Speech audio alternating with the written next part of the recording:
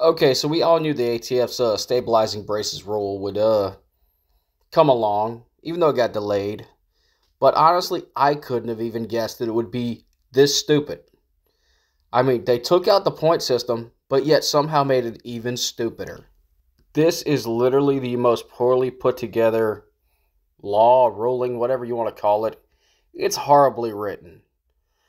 Most of it is literally comments and why they disagree with said comments.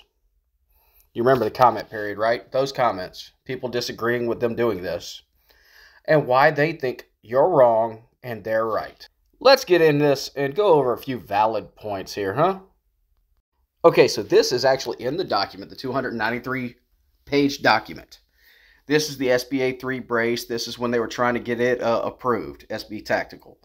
Well, the ATF, of course, approved it, and it shows it. They confirm it in this document. In 2020, they approved this brace. I mean, all other braces before it, they also approved. And I'm saying and showing all of this just to demonstrate how absurd this is.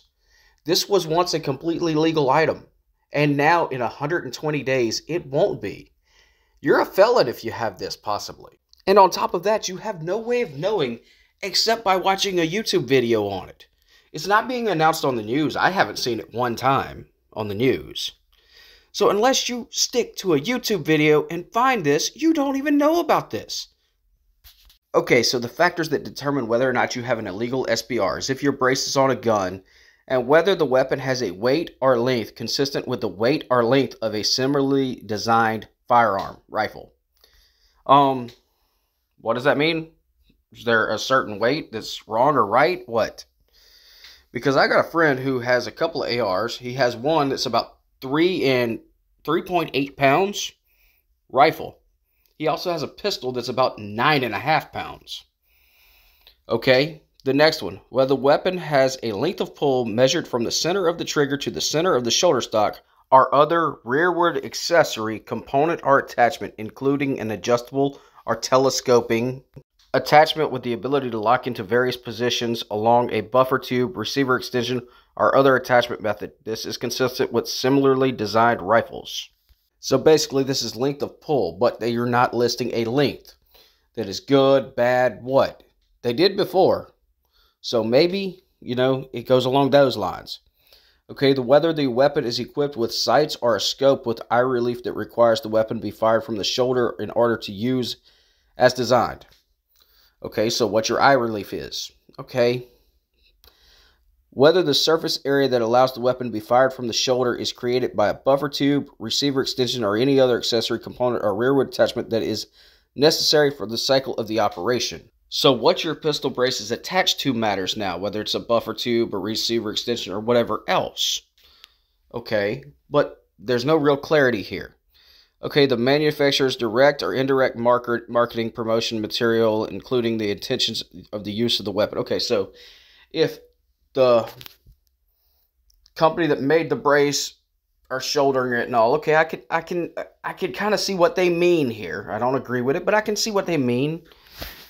Okay, and the last point, information demonstrating the likely use of the weapon in the general community. So basically, what other people are likely to do decides whether you're committing a crime or not. Sorry, it doesn't work that way. Yeah, it doesn't work that way. This is a catch-all to catch every brace and basically make you a felon. It's bullshit. Okay, so everyone's going over what you can do to basically not be a felon here. I'm only going over one, and that's the first one. Remove the short barrel and attach a 16-inch or longer rifled barrel to the firearm, thus removing it from the scope of the NFA. Okay, this whole point is completely illegal. There's already been a person charged with this. You cannot convert a pistol back to a rifle. You cannot convert a pistol to a rifle, sorry. It is illegal to do so. They are telling you to do something illegal. This whole thing was thrown together in such a horrible way. Making heads or tails of this is almost impossible. It is complete garbage. Like, this is the worst written document from the ATF I've seen yet. The simple fact of the matter is, we don't answer to the government. The government answers to us. The Constitution says we the people, not we the government. Pretty much everyone I know has already made a decision on this, what they're going to do. I encourage you to do the same thing. Do what's right for you. I can't tell you one way or another what you should do. It's all up to you. Anyway, that's it for the video. I'm probably not going to touch on this again because, honestly, reading over it, I really don't give a shit what they say. Anyway, thanks for watching, everyone. Catch you next time.